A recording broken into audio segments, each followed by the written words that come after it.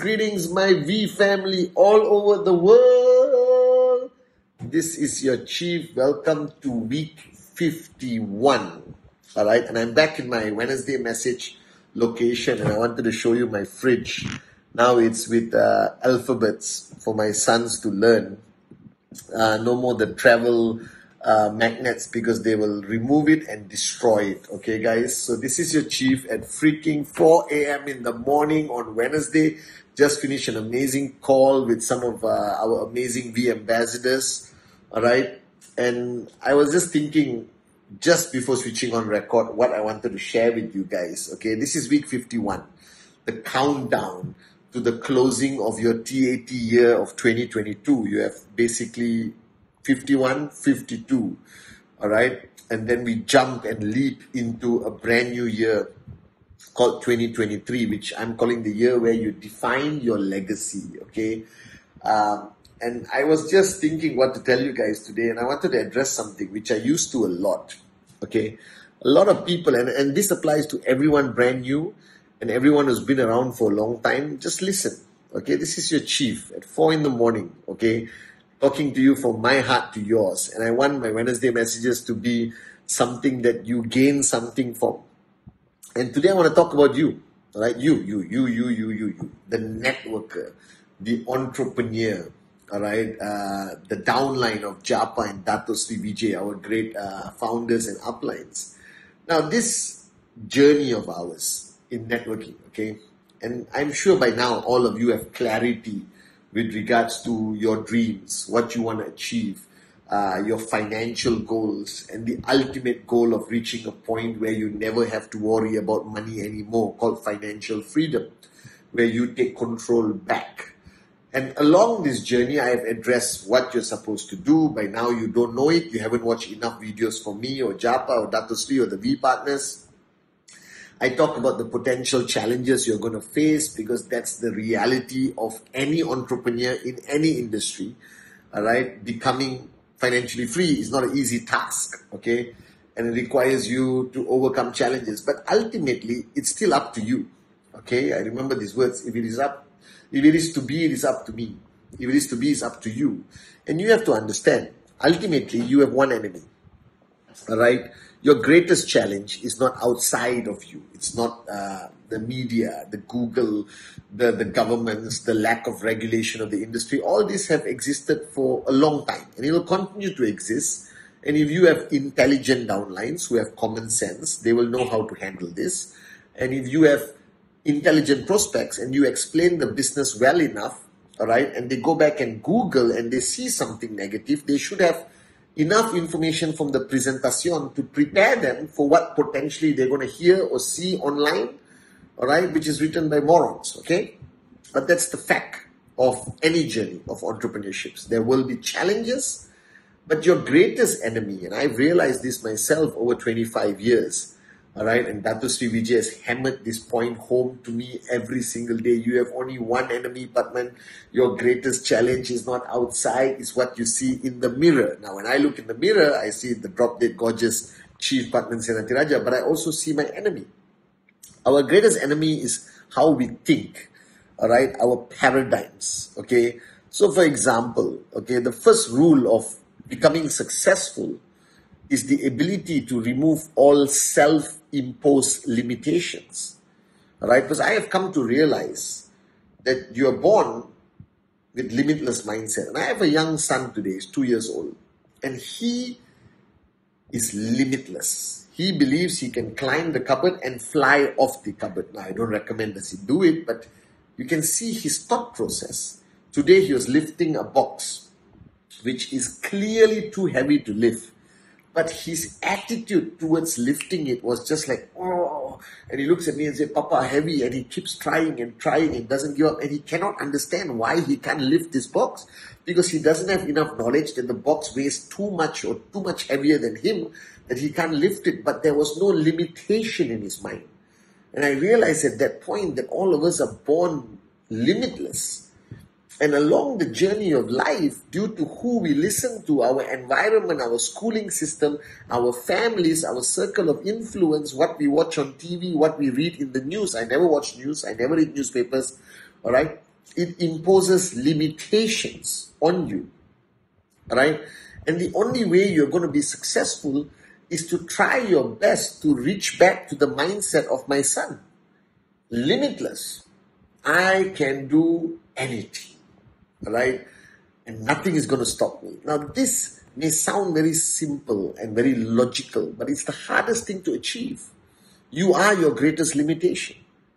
Right? And that's why I said a few Wednesday messages ago, it's not about learning new things, it's about unlearning. It's about creating paradigm shifts that take you back to the original version of yourself, that you believe that you're going to max out, that you believe that you're going to sign up directs, that you believe that you can open up markets, that you believe that you can help your downlines achieve success. But that belief must be so pure, so unadulterated, so powerful that you think you can lift anything. And that requires you to remove the limitations that you have imposed on yourself due to the weakness of your mind, the wrong power of association, the wrong education system, being overexposed to negative people, all right, and empowering the morons in your life to influence the way you think. This is a fundamental problem, all right? So let me remind you again, like 2022, my mantra was born to fly. And I'll remind you why I chose that mantra of born to fly, because I truly believe that if you go back to the original state of your creation, your mind has no limits. Therefore, you can do anything in Qnet. You can achieve anything in Qnet. If you went back to that state, the problem is your mind is corrupted, it's full of garbage. You literally now have to take out your mind, scrub it, clean it, and put it back to reach that original version. So you are a moron. And I'm saying this with love, because you are born to be a max out king and queen. That's the funny thing. We were all born to achieve limitless success. We were all born to do anything we possibly could imagine. But along the journey of life, you gave away that power. And if you want to succeed in Qnet, you want to be one of these great ones that go on stage, you want to make Dato Sri Vijay and Japadas Bismarck, our great founders, invite you on stage one day as a V Council, AVP, V Partner, Max Out King or Queen. Get that power back. And this requires you, contrary to popular belief, to stop listening so much. Because you think you're strong and you think you are positive-minded and you watch a lot of videos, I'm sure. But what you hear, right, drastically sucks out the power that you were born with. All right? Especially if you listen to negative people, if you are in the wrong power of association. I don't hang around any negative person. I don't go for any event or function that is going to take my limitless power away. I stay in the zone of people like Dato Sri Vijay, Japa. Even in my family home, I don't allow the news to be switched on. I don't allow any form of negativity to be spoken about. This is going to impact my children. My children only hear that their potential is limitless. They can do whatever they want. I try my best not to stop him unless he's doing something crazy, dangerous. But I explain to him that if you do it carefully, do it. So you have given away that power. You are your greatest enemy. All right? So if you truly, if a baby or my son could become an IR, which he will become when he's 18, all right, or younger, if my son could become an IR now at 2 years old, and I tell him, max out, nothing is going to stop him. He's not going to listen to anyone. He's not going to allow any form of negativity to hold him back. He is truly in the stage of life today where we all were, that he believes he can fly with absolute certainty, guys. And that's all you need to bring back. So week 51, stop listening to the world. Shut off everything. All right? Unlearn all the bull sugar that has contaminated your mind. And remember the fundamental truth. You were born with limitless potential. That Qnet is not rocket science. You don't have to be an intellect. You don't have to have a PhD to understand 3000 BB on the left, 3000 BB on the right. You just have to approach people and talk to them and do the presentation with that limitless belief and attitude and fire in your eyes, and they're going to sign up. So don't use everything around you as an excuse for your lack of success. Your greatest enemy is yourself. All right? That you have become no longer limitless, you have become limited by choice, subconsciously. You have given your limitless power away. And week 51, you should pull it back with a firm belief system. And the second point I want to address on my Wednesday message, week 51, is the fact that you're not doing the work. See, a lot of people feel that they're working hard, but you're not. All right? You see, working hard, there is a definition of working hard in entrepreneurship compared to your job, compared to your fatherhood, motherhood, and all that. That's a different working hard. That's out of some level of necessity. You're forced to. You don't work hard at your job, you don't get a salary. You don't work hard as a mother or father, your children are going to be messed up, I guess. Right? So there is some level of working hard that you think you're working hard, but it doesn't make a darn difference in your life. Now, entrepreneurship, working hard, is a conscious decision and effort. So now, whoever is listening to this Wednesday message, if you think you're putting in 12 hours, 14 hours a day on presentation, training, follow through, power of association, it still doesn't mean you're working hard. Because working hard in entrepreneurship is working hard with a different level of intensity. It is no longer just to work hard. It is to work hard out of a desire, that it gives you a high, that you feel guilty that you don't work hard, that you never want to take a break, that you're afraid to switch off. That kind of working hard. The working hard that Dato Sri Vijay has instilled in me. I work hard today. I'm financially free, guys. You know, people who are close to me think I'm a moron. I should be on a beach drinking mango juice with Japa and Dato Sri Vijay. But I'm still working harder than you. This is where there is a problem. When your financially free upline is working harder than you, then you haven't understood what it means to work hard as an entrepreneur. See, an entrepreneur works hard with an intensity. It is almost like oxygen. That if I am not doing something towards my financial success in Qnet, into creating successful downlines and leaders and developing leaders and helping people, I feel an immense guilt. I feel like I've wasted my day, my life, my hour, my minute. I get stressed out. I can't sleep at night. You understand? I call Dato Sri Vijay and I ask him, Anet, today I don't think I did enough.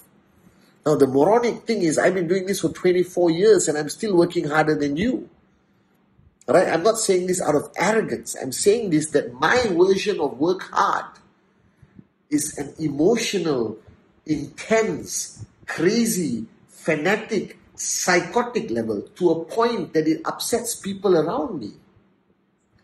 That you lose your social logic. That you work hard to a fanatic level. That if you are married, guys, all right, that you should always be fighting with your spouse because you're working too hard. My only debate or fight with my life partner, my soulmate, is not because I'm a useless moron husband, whatever. No. Only argument, you're working too hard, you're working too hard, you're working too hard. And that's our only disagreement in our journey together. Besides that, I'm a perfect guy. Right? So, and every time we have that argument, I don't feel guilty. I reaffirm that I'm doing something right. Because if the person closest to you, the most honest person in your life, tells you you're working too hard, then you're doing the right thing. So week 51, I don't know how to say this. I want to say it with just simplicity. Work hard, by my definition. Work hard by Japa and Dato Sri Vijay's definition. Work hard that it creates a ripple of intensity in your home, in people around you, that people think you are crazy, you are psychotic, you are fanatic, that you don't have a life except Qnet. That's a good sign. You must work hard to a point that people around you are afraid to talk to you. You must work hard to a point that you forget to eat, that you forget things that normal people have time to do. I forget lunch, dinner, right? I forget to go to the bathroom sometimes. I know it's not healthy, but I just forget because I get immersed in what I do to a fanatic level that it creates discomfort in people around me.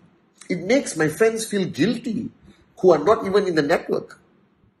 Alright, and my son sees this every single day, how hard I work, and I want him to learn by leadership, by example. So week 51, cut the bull sugar. Alright, work hard in whatever you do. I want you to raise that intensity to the point that your spouse hammers you because you are too engrossed in building this platform, this future, this organization for your children. Work hard. Work like a maniac for the next 3 to 5 years until you love it, until you feel guilty when you're sitting down on the sofa with nothing to do, until you just feel that you have to talk to somebody, call a downline, send a video, whatever. Work hard. That's the only freaking answer, guys. There's no shortcut. Work hard with a fanatic intensity, craziness, psychotic behavior, until people say, I have to send you to the mental hospital. So when your loved ones do an intervention and say they have to send you to the mental hospital, that's when you know you're working hard. Are you guys with me? Right? So reprogram your mind, bring back the power of limitless belief, the way you were born, and work bloody freaking hard this week and next week. That's all I want you to do. Alright guys, week 51, raise the bar higher. Week 52, let's create a record for Japa and Dato Sri Vijay. I love you guys. I'll see you on my Instagram live. Merry Christmas to everyone celebrating Christmas, but don't switch off. Alright, remember what I said in my Instagram live. I love you, I love you, I love you, I love you. Merry Christmas. Hug the kids from Uncle Chief. Convey my love and respect to your parents. Alright, but don't switch off. And this week, work freaking hard. Okay?